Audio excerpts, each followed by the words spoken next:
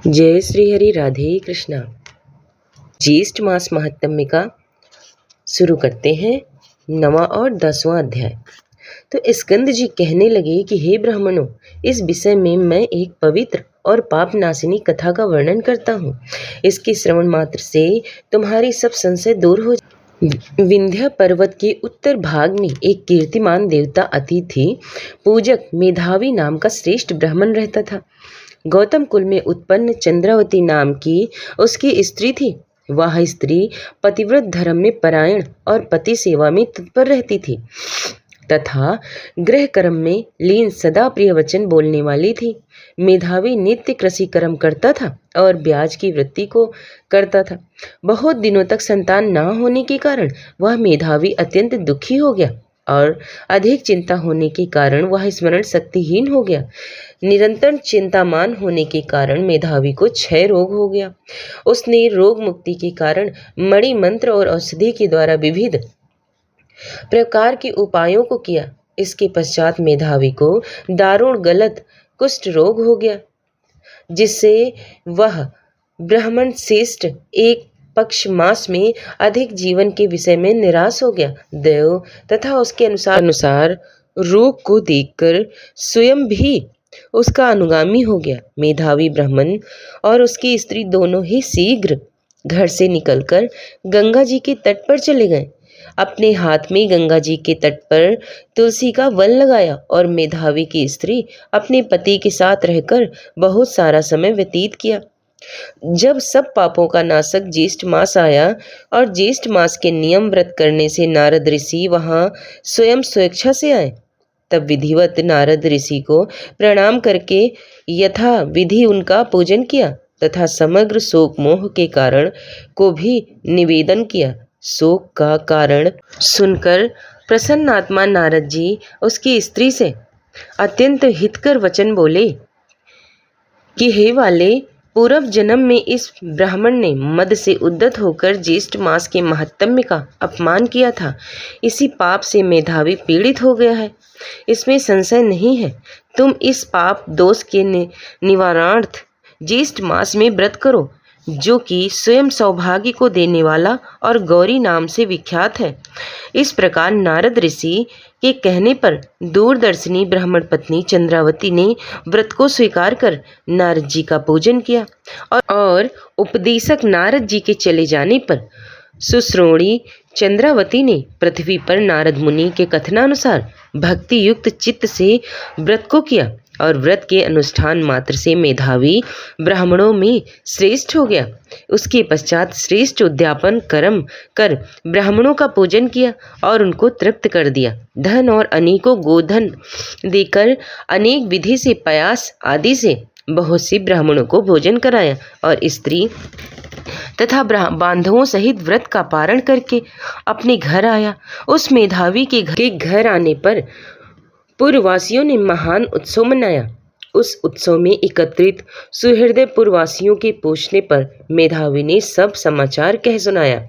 उस समय इस महात्म्य के श्रवण से सब विस्मित हो गए और दूसरे वर्ष के आने पर दोनों ने पुत्र के निमित्त व्रत किया। व्रत के प्रभाव से दूसरा कामदेव के समान पुत्र उत्पन्न हुआ। मेधावी ने शीघ्र जात कर्म कराकर हजारों गौओं का दान दिया। ब्राह्मणों को धन वस्त्र अलंकार आदि बहुत सा धन दिया। यह देखकर विश्वस्त उन पूर्ववासियों ने भी व्रत किया और व्रत के प्रभाव से समस्त पूर्ववासी मानसिक चिंता व शरीर रोग से रहित होकर सुखी हो गए। उसी दिन से इस व्रत की बहुत ही प्रसिद्धि हुई। प्रथम इस व्रत को समर्थ श्री शिव जी ने पार्वती जी से कहा और मैंने परम श्रेष्ठ व्रत रहस्य को संक्षेप में तुम लोगों से कहा। श्री स्कंद जी के वचनों को सुनकर सब शीघ्र प्रसन्न हो गए और स्कंद जी पुष्प वृष्टि करने लगे और जीवित रहो यह आशीर्वाद देने लगे। इस प्रकार गिरजानंद श्री स्कंद जी के सबने पृथक पृथक पूजा की और प्रसन्न हो तपोनिष्ठ परस्पर कहने लगी कि अहो, हम लोगों ने बहुत से मासों का महात्म्य सुना, परंतु ज्येष्ठ मास के एक दिन के साथ भी उनकी तुलना नहीं हो सकती है। इस प्रकार विचार कर श्रेष्ठ ज्येष्ठ मास में स्नान अर्चन क्रिया को प्रयत्न से अपने विभव के अनुसार सभी लोगों ने किया और यहीं पर ज्येष्ठ मास का 9वां अध्याय समाप्त होता है। और आइए अब सुने 10वां अध्याय, जिसमें हम जानेंगे 10वीं दशहरा महत्म्य वर्णन। स्कंद जी कहने लगे कि हे ऋषियों, ज्येष्ठ मास के आने पर भगवान विष्णु के मंदिर में जाकर दशहरा व्रत करना चाहिए और एकम से लेकर 10वीं तक भागीरथी के जल में स्नान करना चाहिए। ऋषि कहने लगे कि हे स्कंद जी, इस व्रत का दशहरा नाम क्यों हुआ और एकम तिथि में स्नान क्यों करना चाहिए और ज्येष्ठ मास में ही यह व्रत क्यों करना चाहिए? यह सब बात आप हमको विस्तार पूर्वक समझाकर कहिए। स्कंद जी कहने लगे कि हे ऋषियों, ज्येष्ठ मास में शुक्ल पक्ष 10वीं तिथि बुधवार हस्त नक्षत्र गरकर्ण आनंद योग वितिपात योगी कन्या राशि के चंद्रमा और वृष राशि के सूर्योदय होने पर स्नान दान पूजन आदि करने से मनुष्य सब पापों से मुक्त हो जाता है और इस लोक में अनेक प्रकार के भोगों को भोग कर अंत समय में विष्णु लोक को प्राप्त होता है। अन्याय से पराय द्रव्य को हरना, शास्त्र विरुद्ध हिंसा करना, पराई स्त्री से भोग करना, यह 3 प्रकार का कायिक कर्म कहा जाता है। कठोर वचन बोलना, झूठ बोलना, किसी की चुगली करना, राजा को देश की आय को निष्प्रयोजन व्यय करना, ऐसे 4 प्रकार का अशुभ फल देने वाला वाचिक कर्म कहा गया है। दूसरे की बुराई की इच्छा करना, परलोक कुछ नहीं, यह शरीर ही आत्मा है, ऐसा विचार और प्रचार करना, ये 3 प्रकार का मानस पाप कर्म कहा जाता है। ज्येष्ठ शुक्ल पक्ष की 10वीं को दर्शन स्पर्श मंजन पान अर्चन आदि करने से ऊपर कहे गए 10 प्रकार के पापों का नाश हो जाता है। इसलिए पूर्व 10वीं मुनियों ने इसका नाम दशहरा रखा है। ज्येष्ठ शुक्ला 10वीं के दिन स्नान मात्र से करने से 10 जन्मों के अर्जित पापों का नाश हो जाता है, इसलिए भी इसका नाम दशहरा हुआ।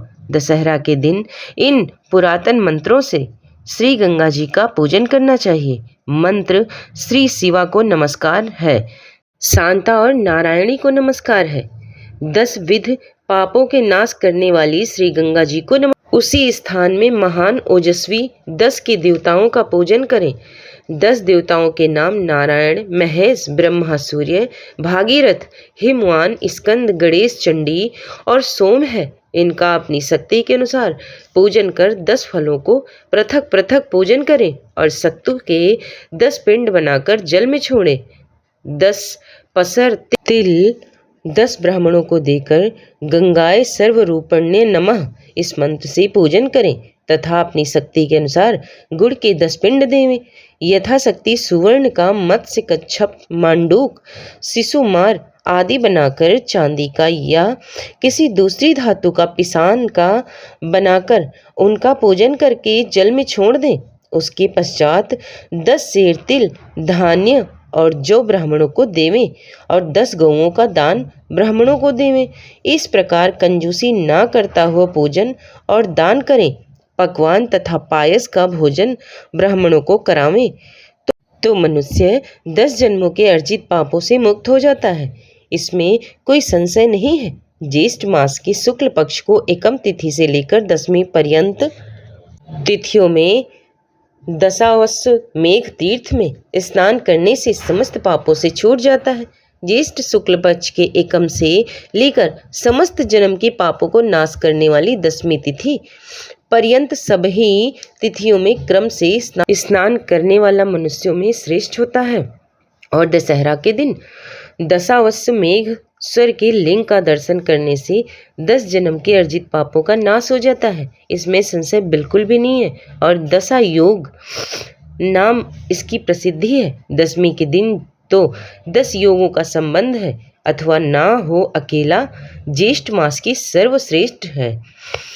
समस्त योगों से रहित होने पर भी केवल ज्येष्ठ मास ही निश्चित रूप से मनवांछित फल देने वाला होता है। इसमें आकाश में नक्षत्र गणों के साथ चंद्रमा शोभित होता है। जैसे ही योगों के साथ ज्येष्ठ मास शोभित होता, केवल योग ही शोभित नहीं होते, बिना ज्येष्ठ मास के एकत्रित सब योग ही निष्फल होते हैं, इसमें संशय बिल्कुल भी नहीं है।